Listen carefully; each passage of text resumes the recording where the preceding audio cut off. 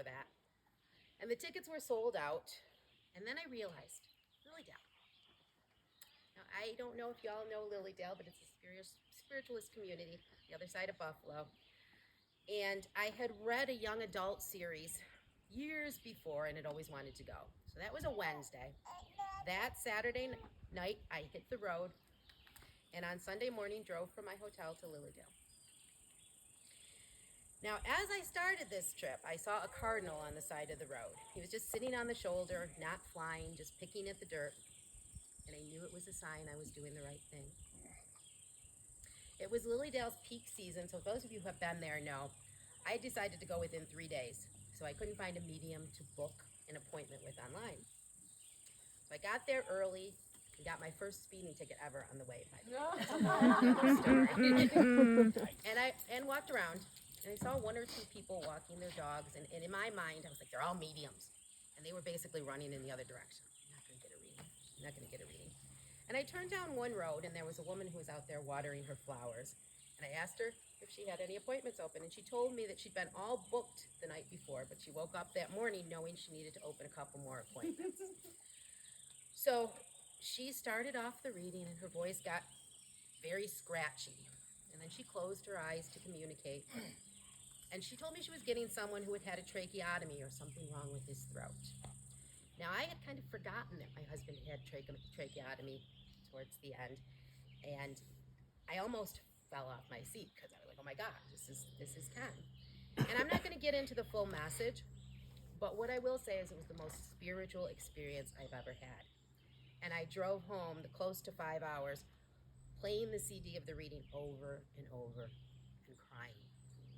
And I stayed in shock for 2 days. Had that experience really happened? And I made most of it up in my head? Was there a logical explanation for somebody who was being able to communicate with my husband? And then after the initial shock wore off, I made a decision. I didn't really know if any of this was real or not, but if someone else could communicate with Ken, I was going to figure out how it worked. I was going to do it myself. After all, he was my husband. So I set off on a journey. I wasn't exactly sure what I expected to find. I was looking for answers, for understanding. What had happened to my husband?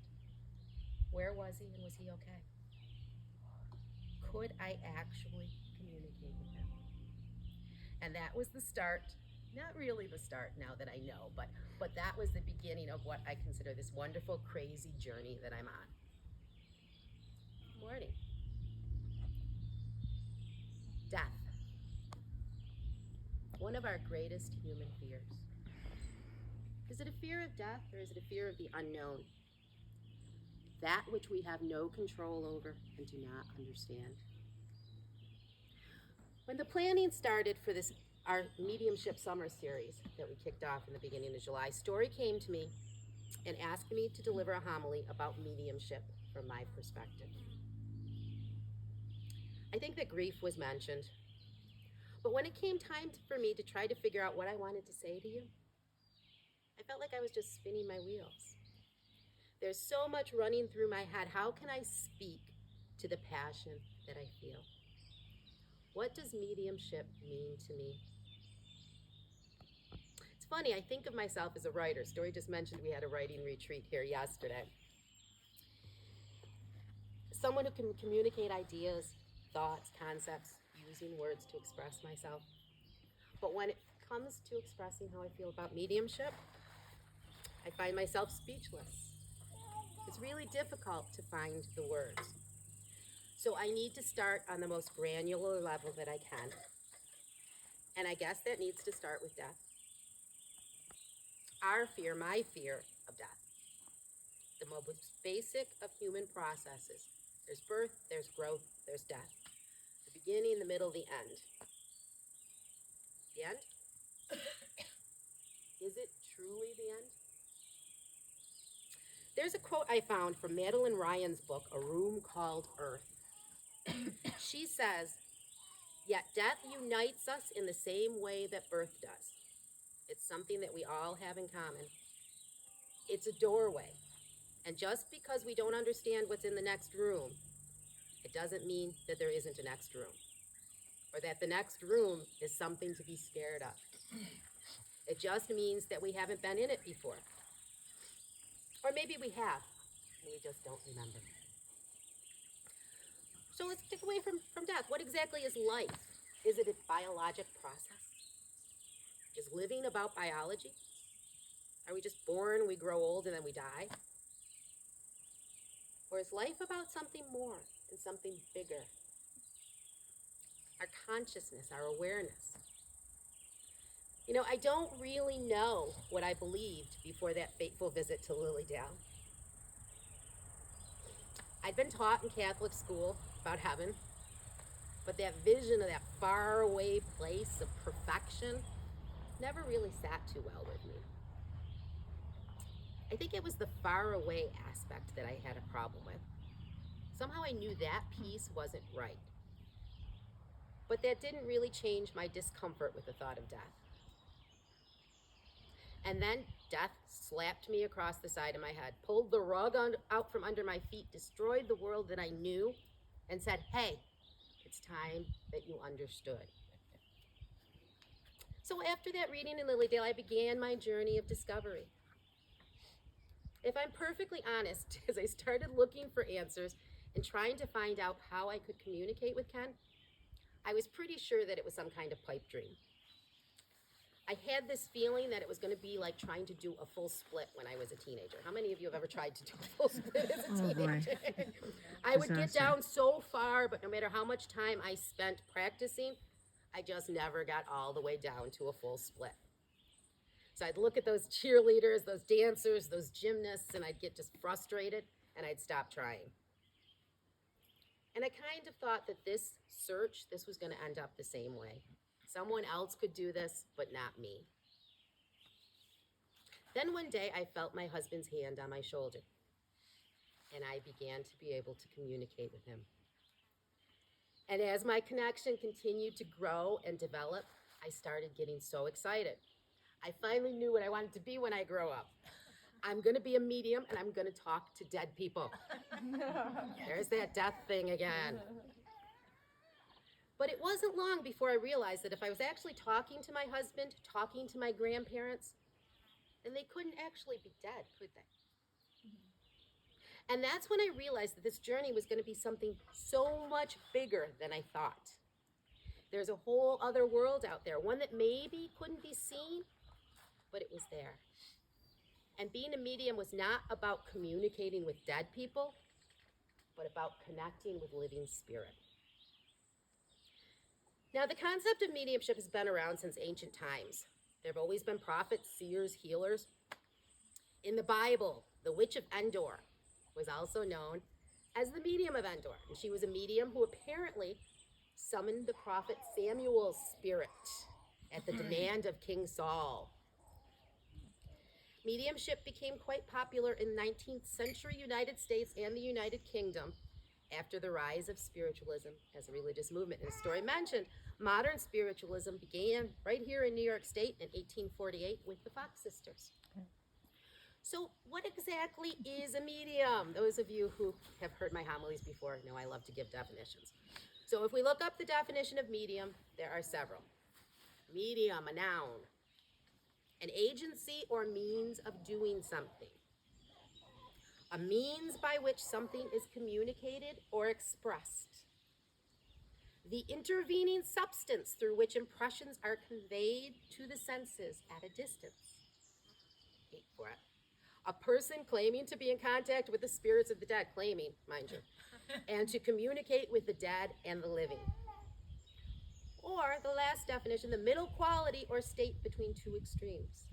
A reasonable balance. Now, I know what I thought a medium was before I became one, and that was our fourth definition.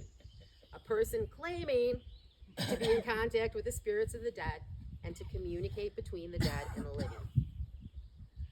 The SNU, the Spiritualist National Union, says on their website, the main aim of mediumship is to provide evidence of survival of the human personality beyond physical death.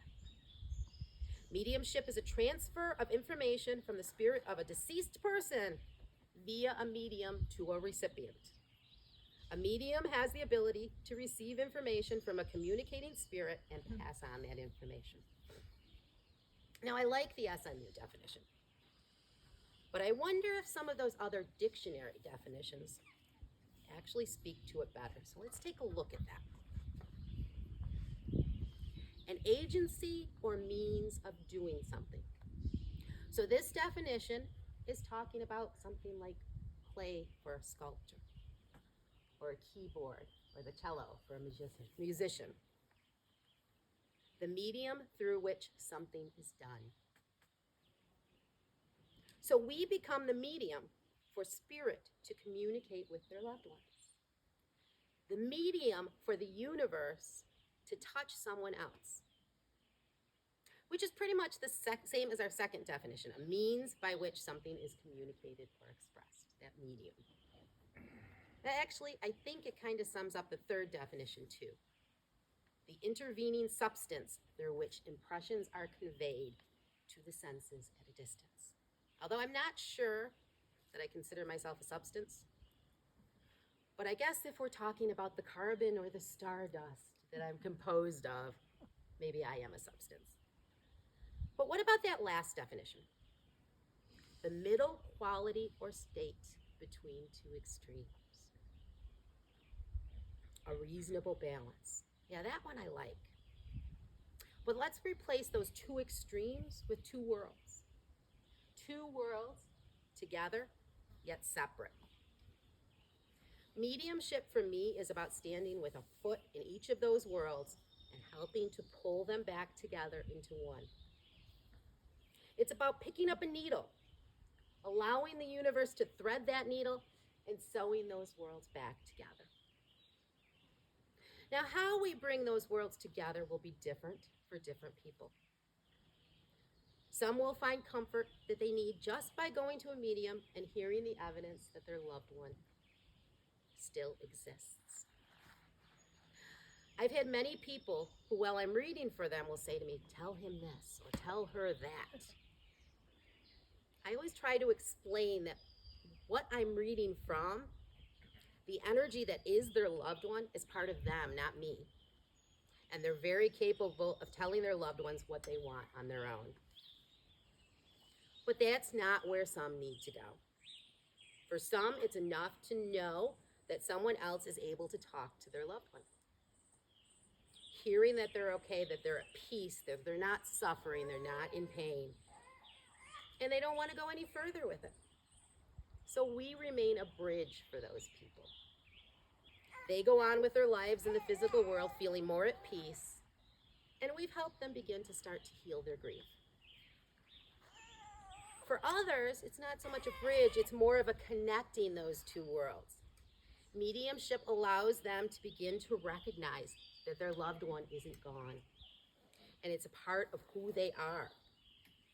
Because what I'm doing as a medium is tuning in to your own energetic connection, yours. Your loved ones are always with and are always a part of you. And they want to help us all to navigate this difficult terrain of this physical world. They want to learn and grow with us and be a support in good and bad times. And for some people, that's the level they'll get to, where they recognize that they can reach out themselves and that those two worlds are not separate. For yet others, the experience will be so meaningful that, like me, they'll decide to step onto that path and bring messaging to others or try to help others reach the same understanding that they have found. Levels. It's important as a medium to recognize that all of these levels are necessary. I compare it to what we know in the physical world. Do you want to go to college and get more education? Go further, get a master's degree or a doctorate? Do you want to be promoted to the next level at your job? Work your way up to CEO? Or are you happy and content right where you are and have no desire to move to something different? Either way, it's okay. The world needs garbage collectors as much, if not more, than physicists. As above, so below. When it comes to the other side, it can work the same way. As mediums, we can be a full bridge that brings messages to those who want to stay firmly in this physical world. Or we can be a farmer that plants a seed that allows someone to grow their own portal to bring those two worlds together. But for me, mediumship becomes even bigger. Yes, it's about what I can bring to others, how I can help them. But for me, mediumship has developed into something more. It's larger than that moment in time when Gerda, the medium in Lilydale, walked me to the door or planted the seed that bloomed for me. For me, mediumship is life. It's the air that I breathe and the blood that pumps from my heart through my veins. It led me, and it's still leading me, to the recognition of who I am in the universe and to the understanding that I do not, and I have never walked alone. I feel as if for me, those two worlds have become one through mediumship. There are times when someone really needs a message from their loved one. And when they come for me for messaging, I can feel that loved one is trying so hard to get that message across. But what I've learned is none of this is random. It's almost like spirits directing an orchestra that I'm playing in. The universe is leading the right people to me when it's time for us to make music together. And it's always about a benefit to both of us, to all of us. Because so often the messages that I receive, and I think we can all say this, do this word, the messages that I receive for others, they have something in them that's meant for me also. So sometimes the message is evidential. Sometimes I just feel or sense that a loved one is leading me to the message, and I don't get quite as much evidence. But here's the most magical thing of all. Many times this connection of two worlds, it may not take the form of messaging or evidence, but to me it's still mediumship. The request from the universe may be simply to hold a door, carry a heavy package, provide a smile, a kind word, or a warm touch. For I am, and you are, the medium that allows spirit to bring comfort to loved ones in a way that they can't do as clearly as we can in the physical world. The beauty of mediumship, it just takes my breath away. So I'm going to shut up. I'm going to leave you. I'm not really shutting up yet, but I'm going to leave you with this message, which is a poem that I received a couple of years ago. And I believe it sums up what mediumship means to me. It's called Here and There. Here is not here. There is not there. Two worlds are one, intertwined. Together, we have always been. Together, we will always be. The heaven of ancient tales, a castle perched on a faraway cloud, loved ones looking down at tiny specks below. That is not truth. Truth is that we exist inside and all around. We are you and you are we. Some walk the path with you, others fortify you on your journey. You are the answer to your grandmother's prayers. Your father holds your hand defending you when you walk through darkness. Your mother embraces you as you celebrate your triumphs. We travel with you always, those you see and those you sense, those you hear and those who speak through you. Our tears intermingle and become the rain. Our happiness lights the sun. And together, we are the flower that blooms, needing both joy and sorrow. Know that you are that heavenly castle. The clouds are foundation stones built of our love. A divine marriage, two become one. Here is there is here. Together forever, one world eternal. Thank you. Now I'm done.